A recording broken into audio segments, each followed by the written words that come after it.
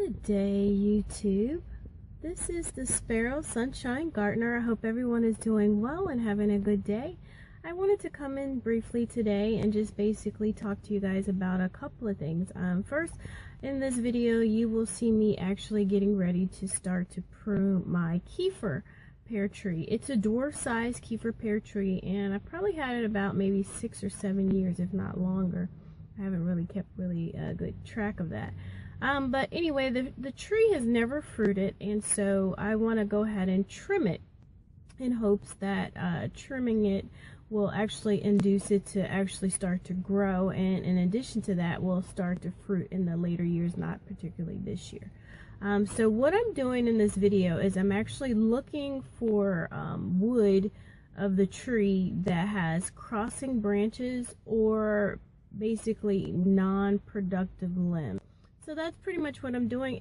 I am on a hill in this video, and so it's a little bit hard to videotape that, and being that I'm doing it myself, it makes it a little bit more challenging, but hopefully you guys can follow through, and hopefully if you're not trimming your trees as I haven't done in the past, maybe you'll give it a try. So hopefully this video will be helpful. So stay tuned to watch the full video. Today we're going to try to tackle trimming up my pear tree. This is a Dwarf Kiefer pear. I've had it for a few years. Unfortunately, I've never gotten it to fruit, and I think it may have fire blight damage in the summertime. But look, the wood is really healthy, so it's not like damaged right now. There is some discoloration here, so I'm going to try to trim it back, hoping that that will put it into some type of urgency to start to grow, and hopefully I'll get rid of some of these crossing branches, especially with these shoots up here that are going way up there. And then there's some brushing right here. This is on a hill, so it's a little bit difficult for me to get to it, but what I figure I'm going to go ahead and do is I'm going to go ahead, and my shadow's in the way, I'm going to go ahead and spray the tree with some neem oil. I don't have any fruit tree oil that I could spray it with, but I will get some. But for now, after I do the cuttings, I'm going to spray it with that. And then I have some little pruners. These are probably not the sharpest, but we'll see how they start to cut. And I often like to keep in my garden inside close to the outside so I can grab it when I'm getting ready to go outside, some hand sanitizer, because hand sanitizer has ethyl alcohol at 62%. So oftentimes they tell you to disinfect your tools. This is disinfectant. So let me go ahead and let's see if I can do it right here. I'm gonna open that up, and let's go ahead and hope I'm getting you guys in this. And I don't really care if it gets too much on it, because then, oops, I just dropped it.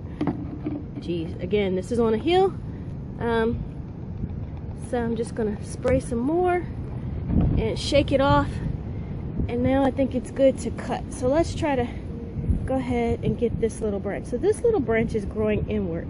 I don't really want that, and I'm not sure how much. Let me see if I can move out of the sun so you guys can see a little bit better.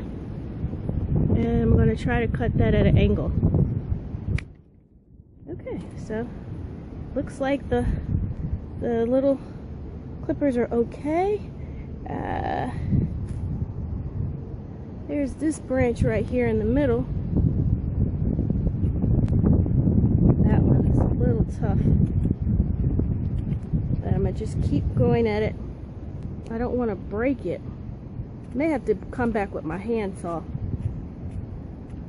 Let me go ahead and cut this, because this is difficult, more so than holding it and trying to take your gun. So I'll show you once it's done. So I'm back, and I brought my little handsaw. I need to disinfect this with a cotton ball and some of the hand sanitizer, and I'm going to take out this whole little piece right there because it's too big. So let me go ahead and do that. Okay, so everything is really sticky now. So here is the actual cuttings that I took off of the tree. I think I actually chopped it a lot more than I probably should, but being that it's not really doing a whole lot, and let me get out the shadow, I think that doing a harder chop will benefit it more than not. I do want to graft it later on. This is what I've done. So, and I tried to open up the center here so that it wouldn't have any branches touching it. I do see that this one potentially may be a problem later on because it's trying to grow inward there. But I'll keep an eye on it throughout the summer, and if it gets to starting to cross with each other, then I'll definitely come back. But I'll be back probably in another week or two, and I'm going to spray it with some fruiting oil again. And I want to try to seal these ends, so I'm going to come back out with some wax and seal that, so that way they're not just sitting there open. I'm an amateur. I'm not a professional arborist, so I'm learning along the way, and I just wanted to take you guys along my journey. So this is my journey diary, so as I make mistakes I can look back and say I could have did that better, or if I made a success, I say, hey, I worked that out.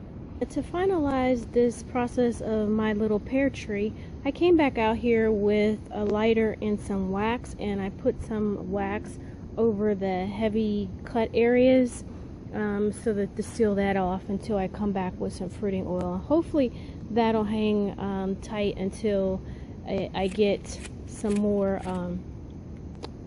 wax put on here, because today is really windy, and so it's been hard to even get my lighter to light. Until next video, talk to you then. Bye. As always, show love and share kindness. Thank you for watching my video. Feel free to comment, hit that like button, and share with family and friends. If you're not a subscriber, you're welcome to subscribe. Be sure to hit the bell button following so you can get notified of the newest videos. Thank you.